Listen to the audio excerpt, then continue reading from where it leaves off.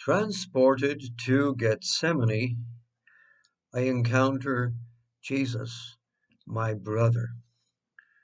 This is Paul Lennon with a meditation today for you based on an article in American Magazine called What I Learned While Praying in the Empty Garden of Gethsemane During Lent. It's written by uh, Stephanie Saldaña.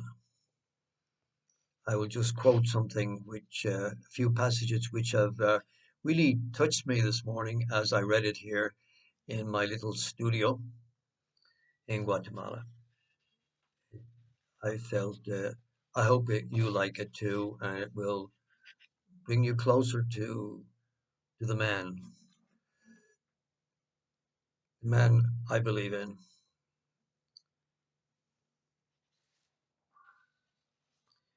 When I return to the garden, I meet Father Jozo Savicic, a young Franciscan priest who has been living at Gethsemane for 2 years. In a period with almost no tourists, he goes into the garden nearly every afternoon now to read. I admit to him that until now I have always pictured Jesus alone in the garden praying with the disciples asleep. But now I picture the trees with him. How might spending time among the trees, I ask him, change the way in which we read this story? The garden, he says, has something important to teach about the humanity of Jesus. Jesus is in a common situation, to be alone in front of the most important decision of your life. And Jesus is surrounded by trees in the middle of nature. Nature is God's creation. In this context, there is a connection to God, but Jesus is also a man. He is passing through a tremendous moment. I can picture Jesus now praying beneath the trees. I cannot help but think of this year we have also passed, full of so many agonies, such difficulties for so many, so much loss, and so many choices. I asked Father Jozo what we might learn from Jesus, asking his disciples to stay awake and pray with him. I don't know for others, but I'm trying to understand it for myself, he tells me quietly. Jesus doesn't want to resolve our problems as problems, but to guide the direction of our lives. He suggests that Jesus' reminder to stay awake can help us to listen to God's voice, even when the world causes us to doubt our choices. I'm reminded of the chant sung by the monks at the French monastery of Taizé, based on Jesus' words in the Gospel of Matthew. Stay with me, remain here with me, watch and pray. This story also reminds us, Father Joseph says, that we should stay with our friends when they need us the most. The next morning, I awaken to bells ringing from the church below, the olive trees alive with birds. For the first time in many months, I breathe in the silence. I walk along paths to find carob trees, a mandarin tree, two types of jasmine. I pause to rub the leaves of a lemon tree between my fingers. In the afternoon, Father Diego speaks with me about the garden.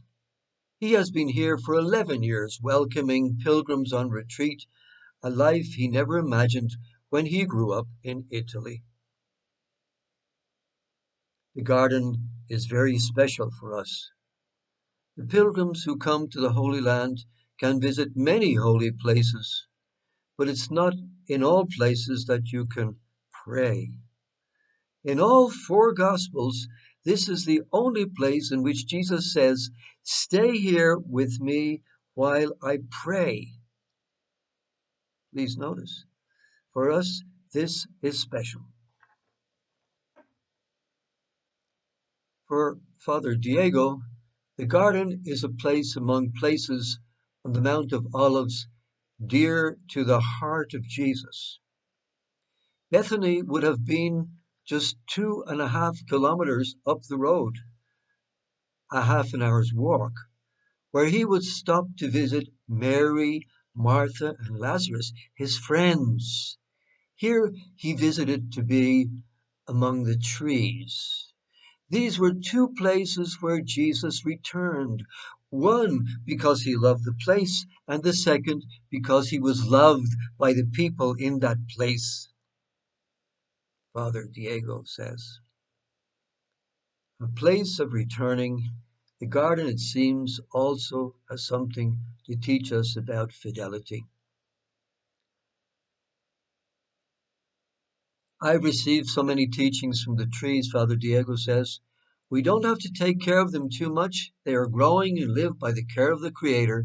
We perhaps need to take care of the few branches or to move the dirt beneath the roots to put some fertilizer, but that's all. He smiles, gesturing to the trees. The trees teach me to wait, to stay, to have patience, because we have to wait 1 year for the fruit. And when it comes, it doesn't come because of me. Because it's a gift. I can welcome it like a gift. When I leave Gethsemane the next morning, says Stephanie, I take the garden with me. I'll keep returning there in prayer too, at the end of long days when I need to rest, to remember the cyclamen blooming, the smell of rain, the ancient trees. Maybe that's what I've learned, that all of us carry a garden within us, that all of us might retreat there to reconnect. The garden stays.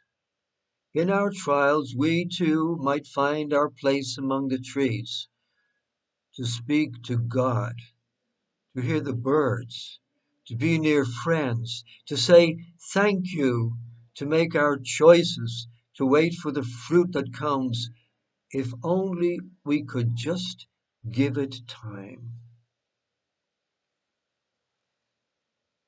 Hope you like this that I shared with you, and it's our meditation for the week, for coming near Holy Week. Thank you. This is Paul Lennon from Guatemala. Take care.